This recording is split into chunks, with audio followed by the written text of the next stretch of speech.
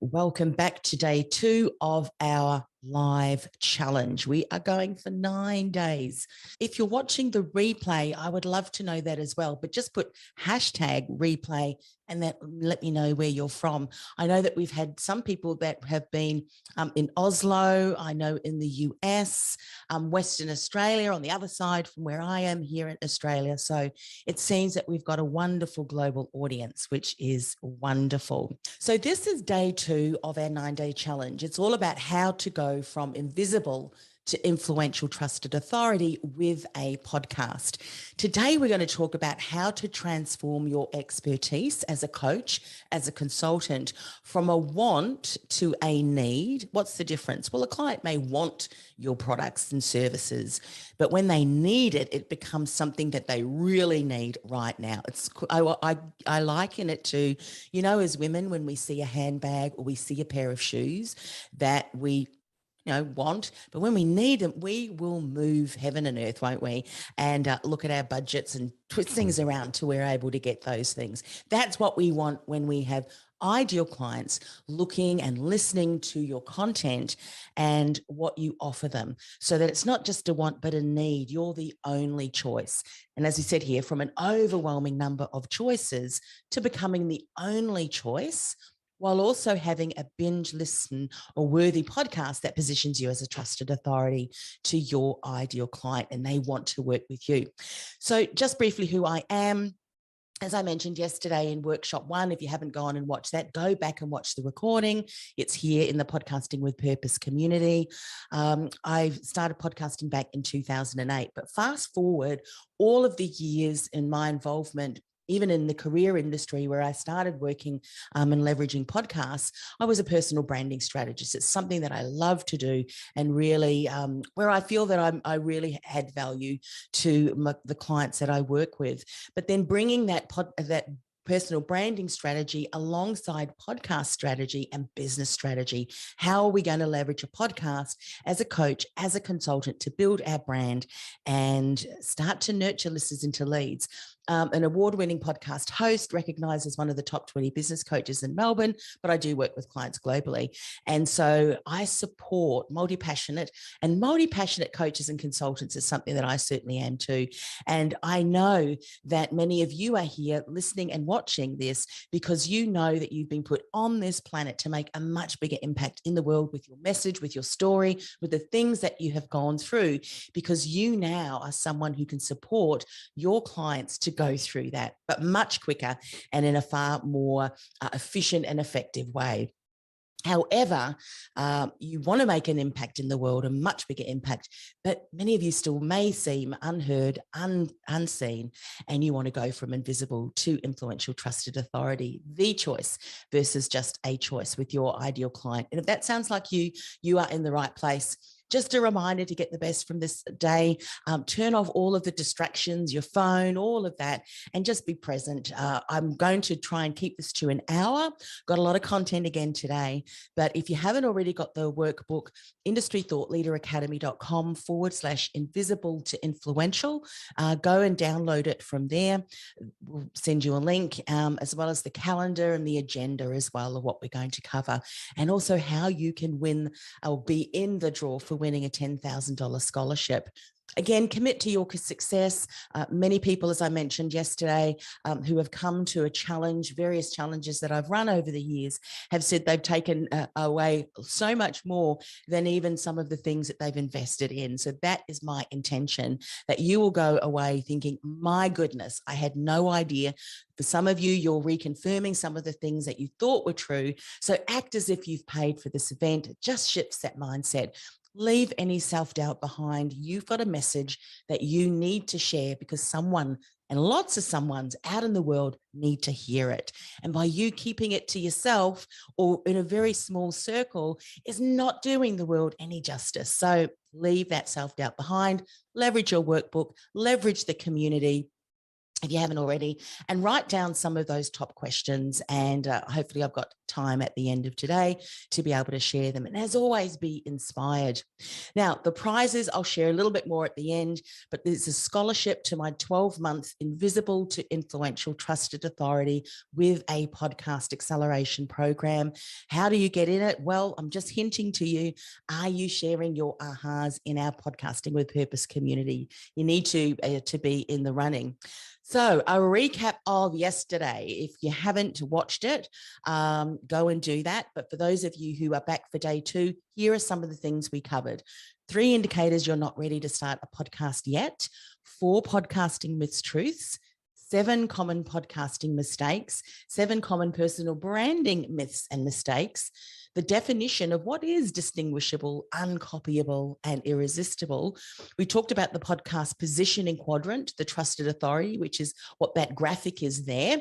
When you're seen as that trusted authority, you become the choice versus just a choice with your podcast. And then eventually too, with the services that you offer. And we also talked about the distinction model, which is the model that will help you go from invisible to influential trusted authority. And today we're going to dive a little bit deeper into one of the components of that blueprint. Now, here are just some of the ahas that I saw was being shared in the group. And I wanted to share them with you too for a couple of reasons. Number one, for some of you who may not have shared your aha, often it's because you may think, oh, I'm the only one who thinks like that or experiencing that. And I want you to realize that you are one. And this is for me too, a reminder that the things that we are experiencing, and as we're not getting out there and sharing our message, many others are experiencing as well. So you're certainly not alone. So Laurie, I mean, she is just a gun. I cannot wait for her to launch her podcast. It's so needed out in the world. And hers was really to tap into her brand archetypes. She says, I think it will really help me pull my focus into line when it comes to tapping into the emotions of my ICA. Absolutely. And she's actually going through the 90-day sprint idea to launch your podcast right at this moment. So it's great that she could follow along. Karen says, there were a number of great takeaways. My first one was probably don't get focused on getting large numbers, focus on reaching the right people who need you. This is huge, huge, because if you try to be all things to all people, you often nothing to no one, because your message is too broad and not really focusing on your ideal clients' issues, problems, challenges. So Karen, that is a huge aha, and I'm sharing that as a way to emphasize to others, you need to get clear on that first.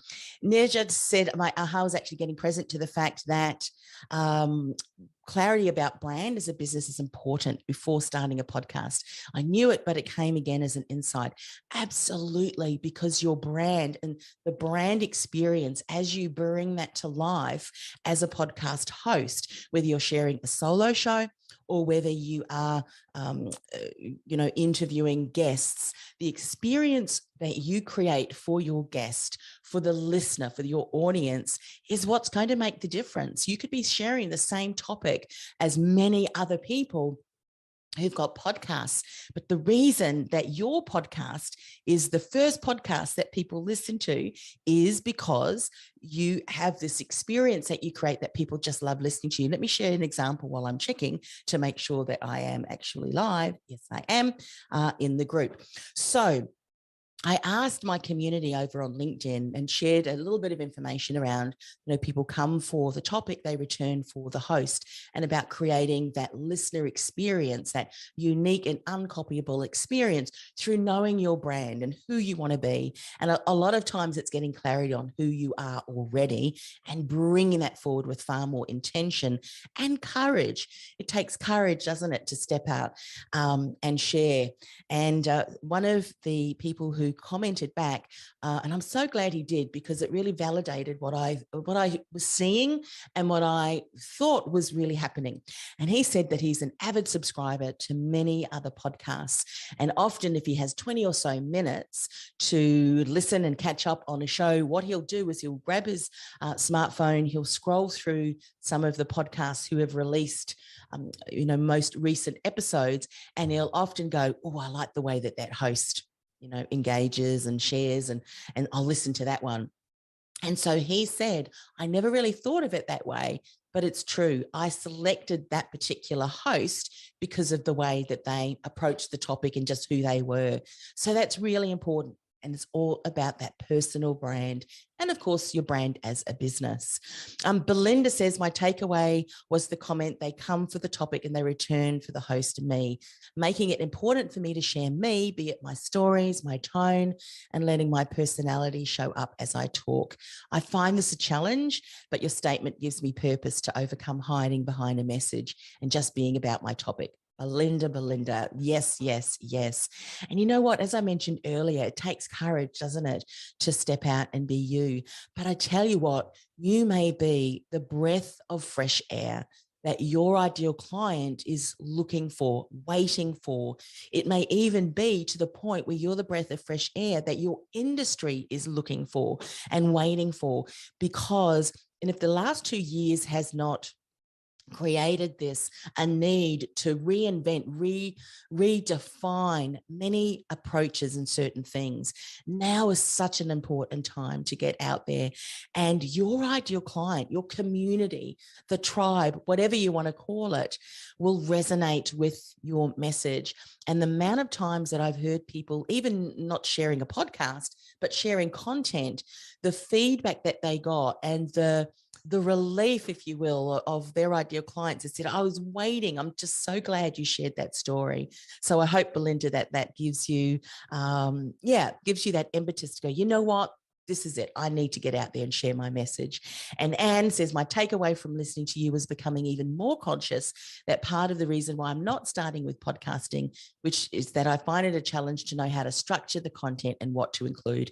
That is another really great because what that does, and you know, if you go back to yesterday, workshop 1, where we talked about maybe you're not quite ready to launch a podcast. And the first was around that message, wasn't it? And around where do you want to position yourself as that trusted authority? What are some of those topics and themes that you really want to speak about? We're going to talk a little bit about that today when we move forward into one of the components of the Distinction Blueprint. But these are some great ahas. If you're still catching up on the workshop, still go back to workshop 1 and let me know what that aha is, because it just validates that. There's something about documenting something that just emphasizes that in your mind. So there we go. Let's dive into the distinction model, but particularly today, the message. The message is so important. And as we identified with some of the ahas, it was around that message that really was important and some of that aha. So let's talk about this word authenticity, which many of you have probably heard over the last number of years about, oh, be authentic this and be authentic that, to the point where authenticity and people talking about being authentic when they were anything but, it became almost like this buzzword. But I say, as a personal brand strategist, who, by the way, we talked about archetypes. Laurie said her archetype. My very first archetype, my leading archetype is explorer. And explorer is all about seeking the truth of who we are and what we stand for, what makes us us, tapping into your purpose, your calling, whatever you want to talk about, whatever you want to call it. So the explorer is all about finding that authentic pathway. Who are you? So when I hear the word authenticity, to me, it lights me up, because that's what my purpose is all about, helping others to discover what their purpose is through their authenticity. And so authenticity, or their authentic path forward. Authenticity is not a buzzword. I think it's paramount. It's paramount. So authenticity has long been debated, as I mentioned there. And I remember years ago writing an article, and I did a bit of research on some of the other articles that are out there, actually back in 2011, which was quite some time ago, and we're still talking about it today. So personal branding, is authenticity really important? And an author wrote, is it really about keeping it real? What if keeping it real for one particular person means being rude and obnoxious? Because that's kind of what authenticity is for them. That's not being authentic. That just means that the person or the behavior you are exhibiting tends to gravitate to being rude and obnoxious. And I think that they just need to change their behavior a little bit. So it doesn't mean being angry, being whatever, even an emotion. It's not, that's not authenticity at all. So keeping it real, if you've got a reputation for being rude and obnoxious, that's not what I'm talking about. And I'm not talking about faking it either, faking it till you make it. What does it mean if someone doesn't necessarily have the ability to be empathetic? Can you fake compassion and empathy? This is what a writer was asking. And I don't think you can fake that, but authenticity is recognizing, who am I? What are some of my character, my qualities, my mannerisms? And then being the best of those and intentionally bringing that forward. So when you hear the word authenticity, don't let your eyes glaze over or roll, oh, yeah, I heard that, people talk about that. It's not really important. It actually is. It just means if you're not sure who you are and some of the key things that really stand out for you, and what makes you need to dig a little bit deeper. So wanted to share that. Okay, so less is more when it comes to your message. This is actually, I think I've slipped a slide. Here we go. This is when it comes to your message, less is more. And the first less is more that I wanted to talk about, especially when it comes to coaches and consultants, because this is something that I often see, is that we overwhelm our clients with our content, or our community and our audience with our content, because we want them to know everything that we know, because we've done a lot of learning. Many of us are avid learners. So we've learned a lot of different modalities and ways to support people. And so what might have taken us 12 years, 15 years, 20 years, whatever, your life's journey, you don't and cannot expect to share that all in one 20-minute podcast or in one article. And so whilst we may be well-meaning in sharing as much as we can to support clients, it actually overwhelms them. And so the content that you want to share needs to be in such a way that it's going to give a learning, it's going to give an aha, it's going to set the path, build momentum to the client eventually getting some form of breakthrough. And in some instances, it can be instant, can't it? When someone is able to reshape or reframe their thinking, can instantly impact their actions and ultimately results. But we don't want to overwhelm. So just be mindful, less is more. Don't overwhelm your clients. Similarly, don't underwhelm people. And this is where we may be sharing the same old as everybody else is doing. If you're continuing to share a similar message that everyone else is sharing, what makes you unique and uncopyable? That just means that you've got to dive a little bit deeper into your story, the learnings. I mentioned yesterday with the distinction blueprint, what are your methodologies? And we're going to talk about that a little bit more tomorrow in tomorrow's workshop. But don't underwhelm by regurgitating the same information. You want to make sure that you spend some time in really identifying what are some of your core principles, some of your teachings, some of your methodologies, even if you are certified in a specific modality or even in a coaching program that many others are as well. I know many coaches do that. You become certified in a specific program, and you're now able and licensed to be able to deliver that. But you want to identify, what's my unique brand and message? What is different about me and all of the other hundreds, if not thousands of other coaches who are also certified in that particular modality or coaching program? And this is so important too, when less is more. We need to unlearn our industry jargon and our terminologies. Our clients don't know what that means anyway.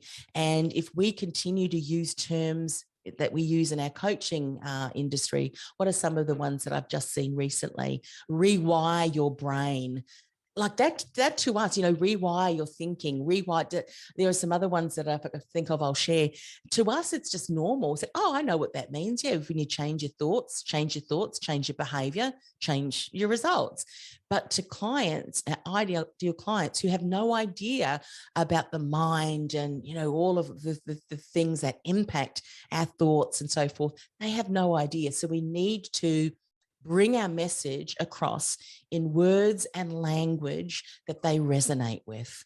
I remember years ago, I was looking for a specific coach with a modality in a specialized area.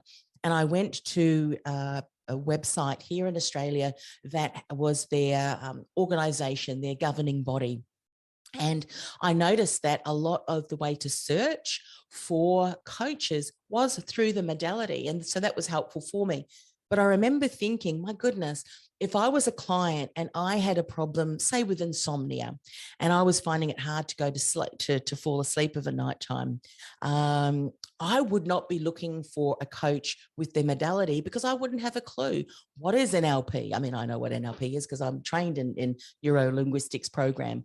Some of you are kinesiologists, others do tapping, so there's a lot of wonderful methodologies and modalities that you use, but your clients aren't searching for the methodologies and the modalities. They're searching for coach that helps with insomnia. How can I, whatever it is, speaking in public, getting over my fear of speaking in public. That's the kind of things that they're searching for. So unlearn industry jargon terminologies and learn the language your ideal clients is using when they're searching and when they're sharing their problems and the things that they say to themselves when they don't think anyone else is there listening and looking.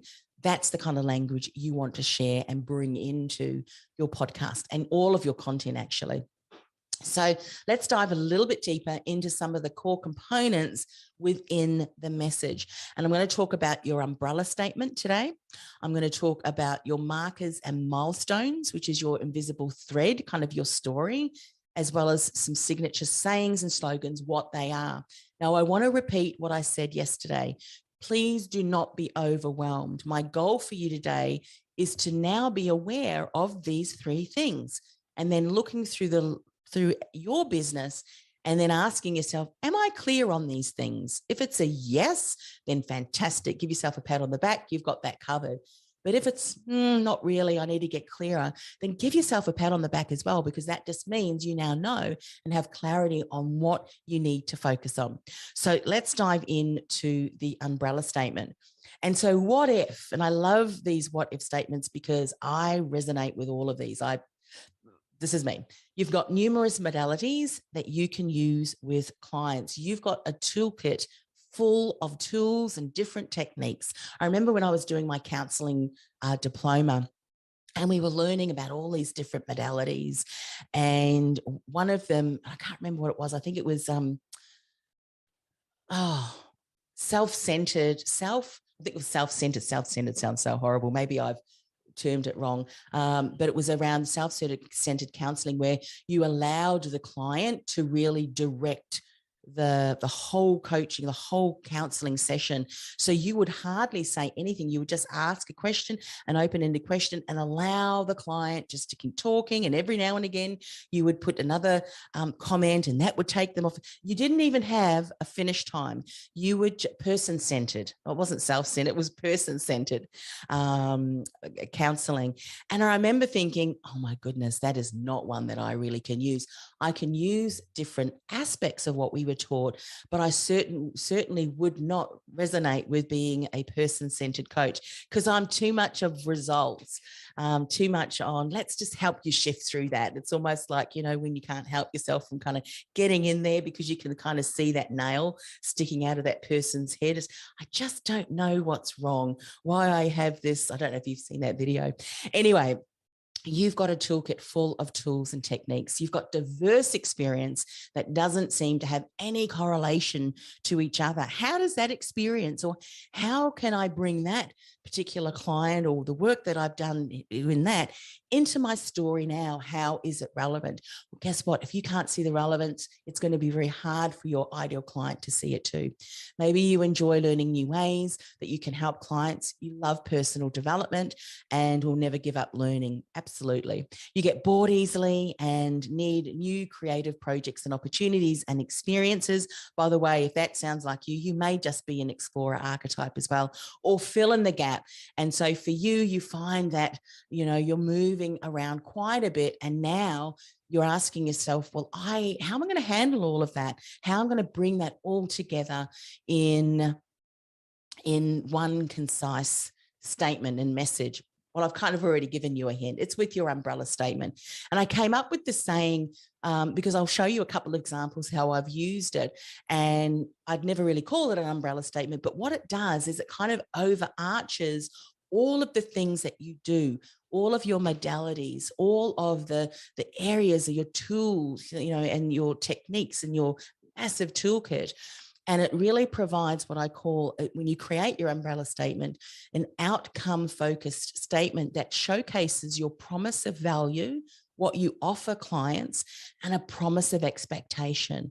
The promise of value is you showcasing and sharing with them that you have the solution. You're able to support them in the area that they're struggling with. And the promise of expectation is, as you're sharing your message, they can almost future pace themselves. That's a coaching technique of they can see themselves in the future having achieved that goal, because that's what your umbrella statement does when you've got a really clearly defined one.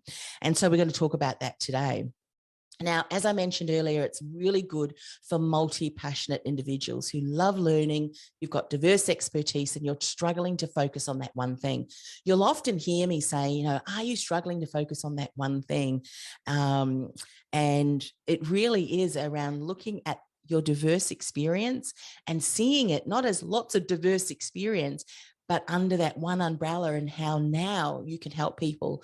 So I would say that your diverse experience adds an even richer layer to your to your clients when you're able to see it that way. So your overarching outcome focused statement that showcases your promise of value and promise of expectation. That's what your umbrella statement is. It can also be used as your tagline. And it can also inform you as to kind of the ideal name for your overall podcast, as well as the topics that you'll be sharing on your podcast. So this can be really helpful. So let me give you an example, because I think examples really work well, because it allows you to see it through the lens of how you can apply this. So if I look back at my experience in the career industry, I was doing resume development. I was a certified behavioral consultant. I love to support clients in job search, tapping into the hidden job market. I created a whole e-course on that. Interview coaching. I wrote my book, 10 Key Steps to Ace That Interview. I love the salary negotiation as well. I was doing LinkedIn profile writing, personal branding, lots of different things. And so if someone said to me, well, what out of one of those things did you really love doing? I could not say I want to just do. If I thought I was only going to do one of those, I would have got bored really quickly. So I love doing them all. So how can you become a trusted authority in one area, as well as position yourself as just the choice versus a choice when your ideal client that you have comes to you and they see all of these different things? How can you really add value to that? An umbrella statement. So what I ended up doing was thinking about, well, what do my clients want? And what can I support them with, looking at all of the different areas that I can support them in? So what I did was I kind of made an umbrella statement, or created one, that allowed them to see the journey through their career. So getting noticed, which was the resumes, it was their LinkedIn profile, everything around the personal branding, their documentation that they needed to have in place to help them stand out in front of ideal decision makers to get that interview. So getting noticed, that was that component. Getting hired was the interview coaching. What else? Going back and creating case studies if they went for the second interview. It was the confidence. How do I relate to people who are different communication styles? that I'm sitting across the table with. All of those different areas I could support people with, the getting hired and then getting paid what you're worth, was around the salary negotiation, and really being able to communicate in person what their paper said, their paper resume said. And so that was my statement: get noticed, get hired, get paid what you're worth. That was my umbrella statement: the promise of value and promise of expectation. If clients worked with me, they would get noticed, they would be able to get hired, and they would be able to get paid what you're worth. So the topics that I would have shared on my podcast would have been around those particular areas. But I would have said, so to help you get noticed, get hired, get paid what you're worth, we're going to talk about today the get paid what you're worth aspect, because you could get in front of an ideal decision maker with your ideal role, but if you're not able to negotiate a win-win salary, then you might end up being in a role that you love, but feeling very underpaid and undervalued. And there's nothing worse, is there, as a coach or a consultant, feeling that the work that we're doing is undervalued and we've undercharged. Similarly in the career industry as well. So this is a lesson that we can learn too from the executive realm. So you can see that it would have informed, and it did inform, as to all of the different topics, but I was able to share it under that one umbrella. So now if I look at another example with my work with entrepreneurs, these are all of the things that I can help them with: personal brand, and I do, from my career days, communication and negotiation from my career days, understanding themselves and others from my career days and the certifications that I did there, and with being a certified brand archetype consultant too, in the area of marketing, in the area of money mindset, because I know that I can support my clients in positioning themselves with incredible content, but unless they have the right mindset to charge what they're worth, they're still going to undervalue and undercharge. So I love that area too: mindset, NLP and other coaching modalities, many other certifications, and of course podcasting, 13 years, and a lot of things that I've done. And I've looked back on the area of podcasting, I've used some of those things that I've learned, that we learn. Many of us have probably got similar skills. But what I've done is I've looked at those skills under the umbrella of, well, how can I relate this to podcasting? How can I add value in that particular area? So for some of you, it's going back and looking at, well, what can I use? And then really hone in an area that no one else really is speaking about, or very differently, bring a unique spin to that, go deeper in a certain area. But then looking at, well, how can we put this together? And for me, putting it in one particular statement was really around building your reach, building reputation, and your revenue by nurturing listeners into leads from your very first episode. And now, of course, it's going from invisible to influential, trusted authority. And so again, I hope through sharing that example, you can then now go and look back at what you've been doing and start to pen your umbrella statement yourself as well. So the next, let's dive in. I'm just doing a check on the time. Good timing. Is your invisible thread. And this sits under the umbrella statement. Actually, it's a number of different things there. Your invisible thread, which is really your markers and milestones. What are markers and milestones? I'm glad you asked. So markers, these are significant events. So challenges, problems, things that you've struggled with or had to overcome that you've faced, that you've had to overcome by creating new ways or innovative methodologies or a set of unique steps, which you now teach your clients. So your signature system, when you put it together.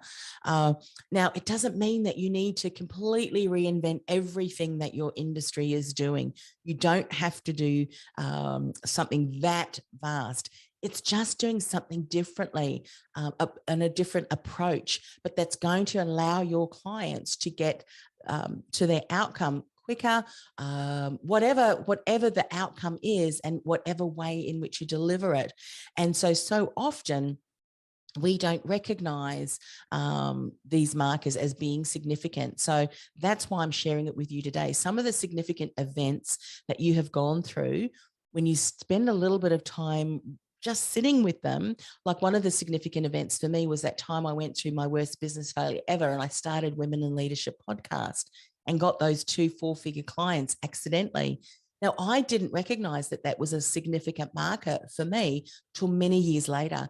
And then I thought, that's actually quite relevant and quite important for me to include in my story. So here's what you do need to think about when you're looking at your markers. They have to resonate with your client, and they must validate and answer the question, why you and why now? And so that's really important when you're thinking about your market, these significant events. And I tell you, if you're a person who spots typos, you're probably looking at that. I'm going to change that after today. But anyway, so that's what a market is. What are some of the significant events that you have gone through? Start documenting, and that's basically what I say to clients. Document them all, and you might have a huge list. Then go through and really see, what out of that is relevant with my ideal client, resonates with them. And when I look at what I support clients with, what of those markers mostly validate and has more weight, if you were to score them from 1 to 3 as a must importance, they must validate, why and why you and why now. That's a marker. A marker in the career industry would have been to build some rapport with clients who are confused about their careers and unsure what their dream job is. So when I look back at one of my markers, and this is true, by the way, I fell off my horse and I got concussion.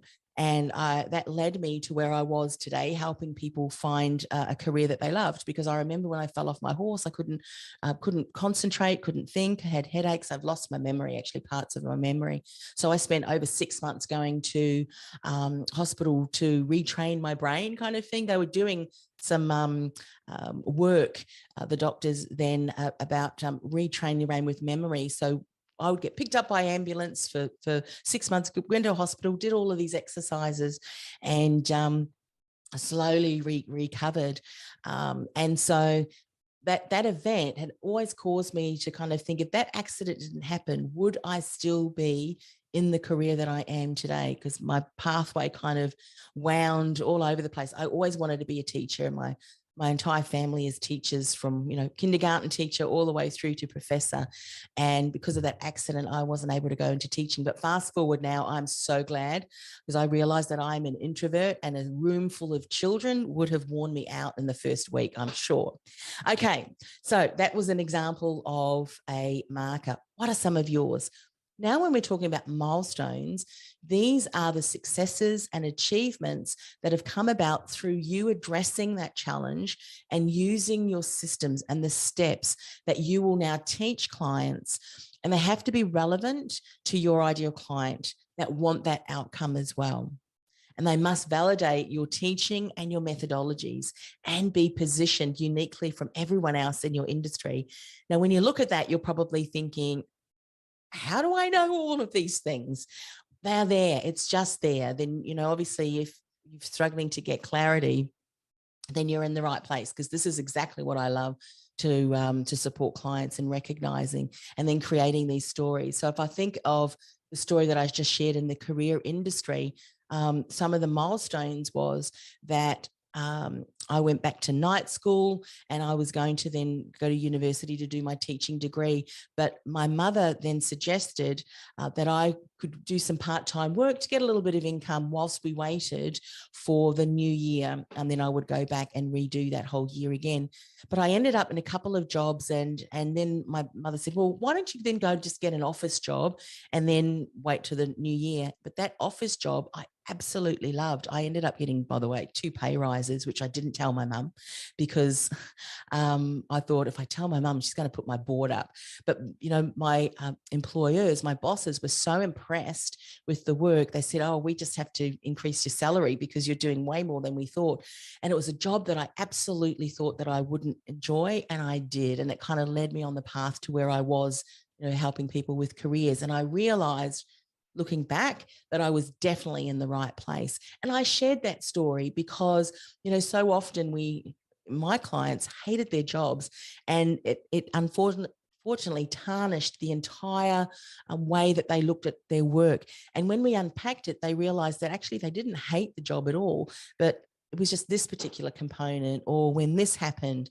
And so I'm sharing this because when you start to explore your experience and your stories and your journeys, that invisible thread will start to appear and be quite no longer invisible. And that's the kind of stories that you want to weave.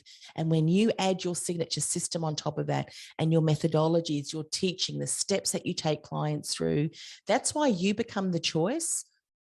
Rather than just a choice, because they resonate with your story, and some of that story is telling their journey too.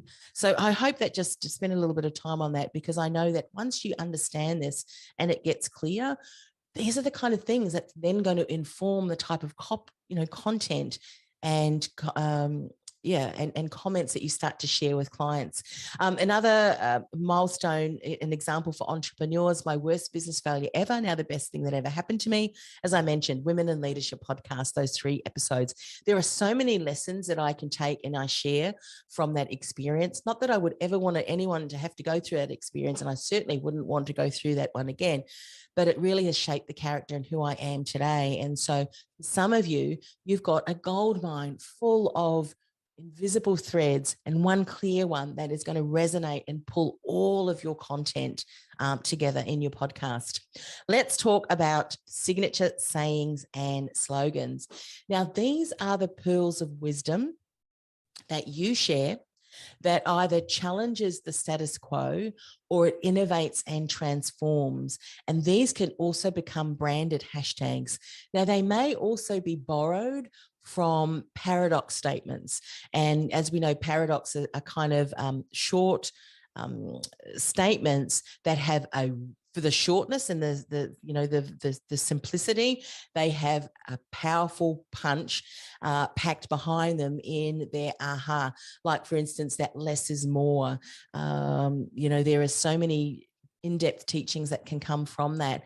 And that's the kind of thing that I'm really encouraging you to start thinking about. Now, you'll have your own signature sayings and slogans, and you'll also borrow from some of the paradox that are out there too, such as the end in mind. You have to start with the end in mind. Now, that's not necessarily a hashtag that I created, and it's certainly not mine either. I think it was Stephen Covey who said that. But I borrow that because I know that it is so important for you to have an end in mind as far as your brand and your positioning and your message and all of the things that we're talking about in these first early days of these workshops, because it's going to inform what your robust podcast strategy is going to do as you layer that on top. So for me, a couple of examples, the message before microphone. You would have heard me say yesterday, because you cannot edit and mix compelling content from fluff and banter, even if it was recorded on the most expensive microphone on the market. I also have another one, Podcasting with Purpose. That's actually a name of my program, actually, that overarches. We are podcasting with purpose, with intention. That's why we spend so much time looking and unpacking at the message, at all of the different things. And in coming days, as I continue to share as well, it's all around podcasting with purpose. It's intentional. It's not just getting a microphone, plugging it in, and then having a casual chat, unless, of course, that is your overall strategy and intention. But I know as coaches and consultants, we want far more, don't we? We want the success, significance, and to make a much bigger impact in the world. So what are some of the sayings that you say? What are some of the slogans that you might say that can very much be woven and just bring that extra layer to the content that you're sharing, that you'll become known for that?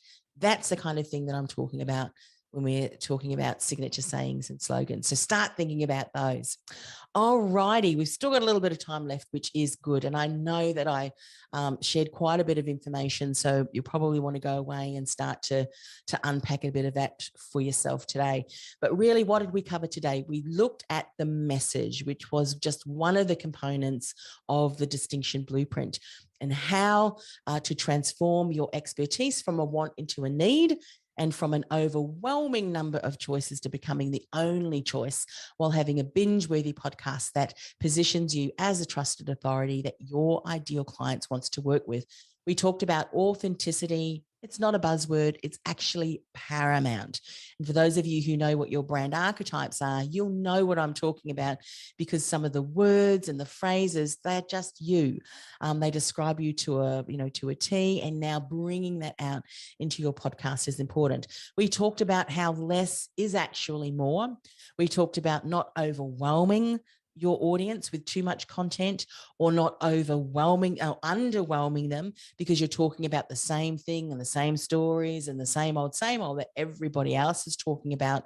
We talked about the importance of unlearning industry jargon and terminologies and learning the language by which your clients are using to describe them, and then weaving that in to your content. And then we talked about the message component of the distinction model. We touched on the umbrella statement. We touched on your invisible thread, your markers and milestones. And we talked about your signature sayings and slogans. So we covered quite a bit. But again, as I said, don't be overwhelmed. I want to give you an overview. I want to share what you may not know. You don't know what you don't know. Now you know that if you get clear on these things, and even the clarity that, hey, I actually need support in getting clear on these things, that's a huge win. So tomorrow, what are we talking about tomorrow? We're going to talk about how not to leave tens of thousands of dollars on the table, but rather how to nurture and build long-term client relationships that lead to profitable and sustainable business growth. So come back tomorrow again after you've listened to, if you're only catching the recording of day 1 and day 2. So we've got more to cover as we're building on what we've learned over the last 2 days. All right, we're just about at the end, and then I'm going to open up for Q&A. By the way, for those of you who are in the Zoom room, if you start thinking about some of the questions that you might have and start typing them into the chat, because I'll circle back and I'll make sure that I answer those. So if you want to be in the running for the prize, Invisible to Influential Trusted Authority, 12-month with a podcast acceleration program. Stage 1, we're going to ignite your inner champion. We're going to go deep on all of the things that make the distinction blueprint for you. We're going to unpack that, give you clarity so that you know everything with clarity and certainty. Then we're going to move into another 90-day sprint, which is accelerating your authority through the idea to launch your podcast. Then we're going to lay out that robust podcast strategy. Once your podcast is launched, doesn't end there. You want to continue to build that legacy in stage 3 with another 90-day sprint, where we're going to help you build that momentum and impact, leveraging your podcast. And even podcast interviews too, by the way, so that you can start to be an awesome, incredible, trusted authority as a guest on other people's podcasts. Then it doesn't end there. We step into stage 4, the last 90-day sprint, where again, we're continuing to build your legacy, but we're really looking at scaling up your influence and impact, looking at your offerings, taking them to the next level. And that 12-month program is valued at $10,000. So to get into the winning, first of all, you've got to be part of this whole 9-day challenge. You need to attend all of the days, training days, or at least watch the recordings and share your biggest aha from each day in the community, Podcasting with Purpose. There's the link, podcastingwithpurpose.com/community. There are different posts with a graphic that says workshop 1 aha, workshop 2, and there'll be those graphics there, so you'll know exactly where to put that aha and share that. Now, there have been some selfies with workbook. By the way, the selfie doesn't necessarily need to be your face. It can be your computer and just holding up your workbook, and then you just share that across social. Yeah, that's how you get to enter. And if you want to know a little bit more, industrythoughtleaderacademy.com/win is where you can find out a bit more. Just recaps what I've just shared with you. But the winner will be announced later this week on our celebration.